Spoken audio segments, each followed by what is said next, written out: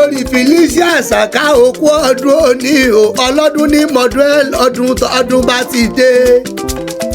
aya Alhaji Bashiru mi Saka CEO Psychology Company kúkú ní káàkiri àgbáyé.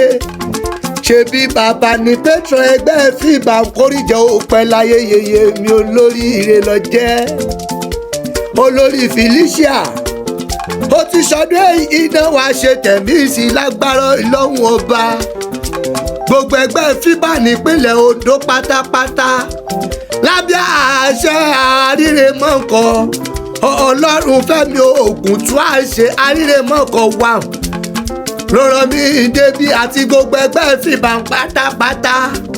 wọ́n ní kí n wá kó lórí Felicia, wọ́n ní kí n wá káyà Saka, wọ́n ní kí n wá káyà Bashiru mi, wọ́n ní kí n kíyèyè wá kú ọdún náà. ó ti ṣọdún èyí o ọjọ́ tẹ́bí ń palẹ̀ òní sílé, ọjọ́ tẹ́bí ń pọ̀nà òkùnkù ní rìnà.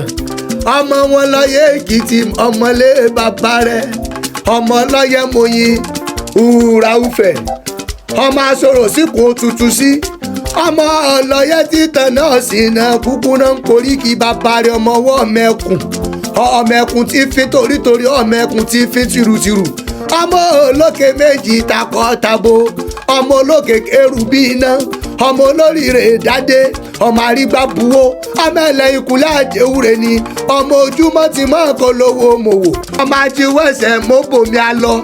ó ti ṣọdún èyí náà ọmọ ọlọ́yẹ̀ mọ̀yìn èyí èmi olórí Felicia lágbára ìlọ́hùn ọba wàá pẹ́ láyé títí láyé, wàá pẹ́ kánrin kése. mo bá ń ṣètọ́jú bàbá mi Alhaji Bashiru mi Saka, patron gbogbo ẹgbẹ́ fìbà nípínlẹ̀ Ondo ni mo bá ń tọ́jú bàbá Àkúrẹ́ nílé bàbá rẹ̀.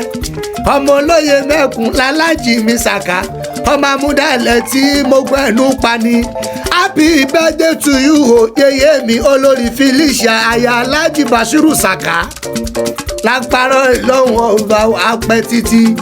gbogbo ẹgbẹ́ fìbà nípínlẹ̀ Ondo lábẹ́ aláṣẹ wa chairman ọlọ́run fẹ́mi oògùn tó àṣẹ àríremọ́kọ náà ní kí n mọ̀ sọ pé long life and prosperity agbára ìlọ́hùn ọba.